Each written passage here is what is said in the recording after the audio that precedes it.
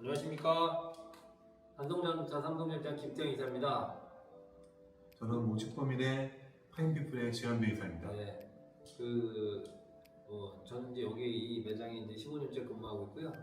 저랑 같이 이제 협업을 해서 이렇게 차를 판매하는 데 도움을 주시는 우리 지현배 이사님을 모시고, 지현배 이사는 뭐 유튜버나 이런 데도 많이 나오지만 자동차 할부 담당, 저희 삼성전자 자동차 할부 담당을 총체적으로 이렇게 책임지고 업무를 하고 계신 분입니다. 그래서 낮에 굉장히 바쁘시기 때문에 어려운 시간 빼서 저녁에 좀 보시고, 이제 구독자 여러분들 궁금해하시는 할부 리스에 대해서 제가 좀 간단하게 설명 좀 드리겠습니다. 제가 이제 영업을 하다 보면은 이제 요새 현금 비율이 굉장히 늘어났습니다. 그래서 현금으로 차를 많이 사시는데, 뭐 회사나 이런 데는 이제 비용 처리 때문에 리스도 많이 하시고, 개인이신데 뭔가 지금 차는 너무 필요하신데 돈은 조금 이제 뭐 다음 달에 그 다음 달 나오신다 이렇게 하셨을 때, 아니면 사회 초년생인데 어쩔 수 없이 내가 또 좋은 차를 타야 되는 그런 포지션이 있다 이러셨을 때 저랑 상담을 많이 하거든요. 저는 이제 상담을 했을 때 고객님이 이제 가장 중요하게 여기시는 거는 이제 금리적인 부분도 있지만 내가 할부가 나오냐 뭐 그런 거에 대해서 이제 많은 상담을 이렇게 요구를 하세요. 그렇게 됐을 때 제가 이제 우리 지현배 이사가 또 이 업에서는 탑입니다. 그렇기 때문에 제가 또 같은 파트너십을 가지고 열심히 하고 있습니다. 그래서 그 부분에 대해서 좀 간단하게 설명을 드리겠습니다. 제일 이제 오셨을 때 손님들이 이제 뭐 일반적인 경우는 고객님 뭐 처음에 뭐 차를 1억짜리를 사실 때 내가 5천을 내고 5천을 뭐 3년, 4년, 5년 할부하겠다 이러신 분도 많으시지만, 뭐 그런 거는 고객님이 당연히 뭐 차를 많이 사서 기본적인 프로세스를 다 알고 계시고요. 이제 제일 많이 이제 오셨을 때 좀 물어보시는 게, 내가 무직이다, 지금 직장 생활하다가 그만두고 무직이다. 근데 뭐 준비를 하다 보니까 한 6개월에서 1년을 우리가 놀았다. 내가 놀았는데 지금 그래서 내 주머니에 뭐 몇 천만 원 있지만 이거는 사업 자금이기 때문에 못 쓴다. 그래서 내가 뭐 40이 넘어서 좋은 직장 다니고 있지만 지금 무직이다. 그럴 때 오셔가지고 김태형 이사한테 차 사고 싶은데 이럴 때가 있습니다. 그럴 때 이제 저는 제가 어떤 그 고객에 대한 정보가 처음부터 뭐 무슨 일 한다고 안 가르쳐 주잖아요. 그럴 때 이제 지현배 이사랑 상의를 해서 하는데, 지현배 이사는 어떻게 무직이 차 구입 가능합니까? 우선 질문이 무직인데 차를 한다는 게 조금 엎여 있습니다. 왜냐면 소득이 있어야 월 리스나 월 납입금을 낼 텐데 무직인데 차를 한다는 질문은 조금 그런 것 같고요. 그래요? 소득이 적은데 내가 차를 살 수 있겠냐, 그 질문이 더 많은 것 같고요. 진짜 무직이 있잖아요. 그렇죠. 무직이 있긴 하지만 이제 그런 분들은 무직이지만은 차를 살려고 하면 어느 정도 재정적인 상태가 여유가 있는 분이 많이 있으세요.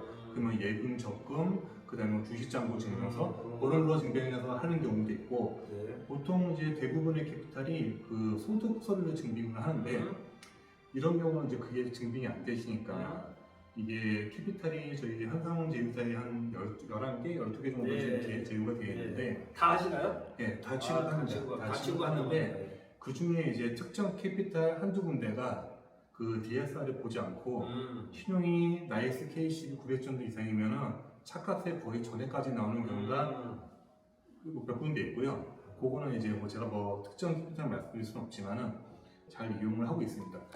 그러면 네. 말씀을 죄송한데, 저한테 상담을 오셔서 뭔가 이제 차를 사셔야 되는데 약간의 여유 자금이 없다. 그러면은 제가 이 지현배 이사님을 연결해드리면 이런 어떤 해결할 수 있는 조언을 많이 주실 수 있으신가요? 네, 그렇죠. 우선 예. 본인과 통화해서 그렇죠. 기본적으로 여쭤보고 거기에 예. 맞춰서 제일 적합한 대로 안내를 그렇죠. 해가고 심사승인을 받고 네, 있습니다. 그리고 그 부분은 뭐 특별히 뭐 밤 11시, 12시 아니면 저희가 뭐 개인적인 뭐 어떤 일을 하고 있지 않은 한 저녁에도 상담이 가능한, 저녁에도 신용주에도 되죠? 예, 뭐, 저 예. 항상 외근이나 어디 갈 때도 예. 노트북 들고 다니기 때문에 그렇죠. 가능합니다. 신용주에도 되고. 네. 그리고 이제 이러신 분이 좀 많으세요. 이거는 이제 두 번째 질문인데, 그 소득 증빙을 하기 싫어하세요. 왜냐면은 그냥 안 보이시는 거예요, 자기가 무슨 일을 하시는지. 근데 그러신 분들을 보면 이제 그 남편분이 좀뭐 재력가시거나 뭔가 이제 좀 얘기를 하면 너무 공인이기 때문에 그러셔서 카드 한도가 굉장히 높아요. 뭐 보면은. 근데 카드 한도가 높아도 차 구입이 가능한가요? 보통 카드 한도가 높으면은 그 고객님은 아무것도 없이 그냥 그렇죠. 카드 한 통만 넣고 신용도가 높다고 추정이 되기 네. 때문에 아까 일본에 그 말씀드린 그런 경우가 일맥상통하고요. 동일한 경우로 보시면 될 것 같습니다. 이런 거 같은 경우도 12개사 캐피탈사에서 네. 좀 카드 한도를 이렇게 우회해 준 데가 있죠. 뭐 특정 그러니까 캐피탈도 있고 카드사도 있는데 카드사에서 좀 더 우량적으로 보는 경우가 있습니다. 근데 이제 그런 거를 하려면 당연히 이 캐피탈 뭐 이사님처럼 좀 짬이 차고 막 이런 좀 디테일한 사람한테 해야지 막 하면은 안 되죠.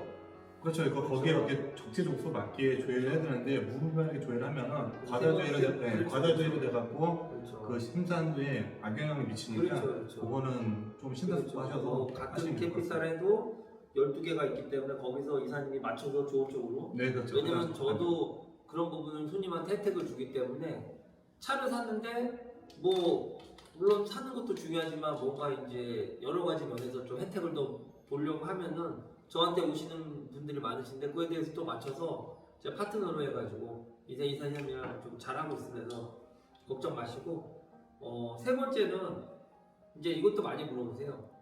신규 법인.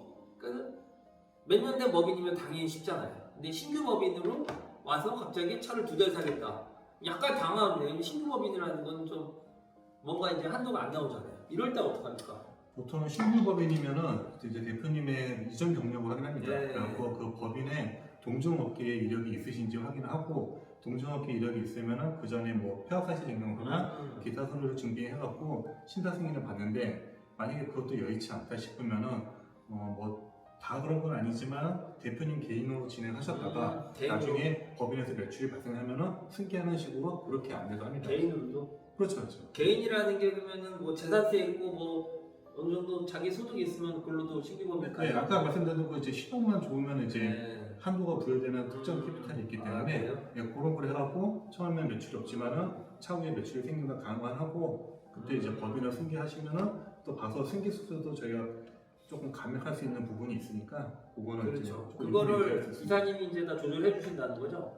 네, 뭐 정권은 다 못하겠지만 뭐 신경 쓰도록 그리고 또 하겠습니다. 김태희 사건 좀 더 신경 아, 그거는 뭐 지금도 하고 있고 앞으로 그렇게 할 그리고 예정입니다. 이렇게 말씀드린 이사님이 이 삼성전 시장에서 제일 캐파가 크고 그리고 이쪽 저희 한성자동차랑 제휴가 되어 있는 캐피탈을 이용하시기 때문에 뭐 이렇게 뭐 신용조회를 한다거나 뭐 질문했을 때 뭐 개인정보가 샌다거나 이런 부분도 절대 없고 다 이제 한성자동차에서 인정을 해주는 캐피탈사 그쪽에서 이제 하는 저기 이사님이기 때문에 믿고 하셔도 됩니다. 뭐 이렇게 외부 업체 간혹 보면은 차는 저한테 사는데 외부에서 뭐 에이전시를 통해서 이렇게 들어오시는 분이 있어요. 그러면 사실 곤란해요. 왜 곤란하냐면 차를 사고 나서 여러 가지 변수가 생겼을 때 할부를 변제하거나 연장하거나 이런 일이 있습니다. 무조건 회사에 속해서 저희 한성자동차 제휴되는 데 쓰셔야 저도 편하고 중간에 어떤 문제가 생겨도 방어적인 역할이 됩니다.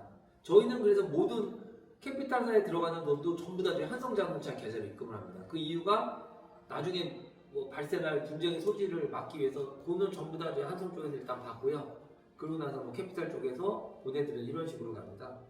그리고 또 이거는 이제 뭐 많이 물어보시는 건데 그 뭐 진짜 말 그대로 다음 달에 돈이 많이 나오시는데 이달 돈이 없다 막 이러시는 분들서 중도 상환 수수료에 대해서 이제 궁금해하세요. 중도 상환 수수료. 중도 상환 수수료라는 거는 간단하게 이사님 설명해 중도 상환 수수료가 뭡니까? 이제 캐피탈에서는 대출을 해줬을 때 그 특정 기간 동안 그 고객이 월크리프를 내면서 그 이자로 그 유익을 취하는 건데 고객이 자금이 생겨서 갖게 되는 캐피탈 입장에서는 손해를 보는 경우가 발생되기 때문에 그렇죠. 그거를 만회하기 위해서 이제 중도상환 수수료라는 게 있는데 보통 할부 같은 경우는 중도상환 상환하는 금액이 2%. 근데 일반적으로 2%요? 네, 2%인데 이게 일반적으로 2%는 아니고 그 약정 기간 대비 그다음에 그 진행 기간을 따져갖고 1할 계산되는 거라 2%에서 이렇게 차감되는 겁니다.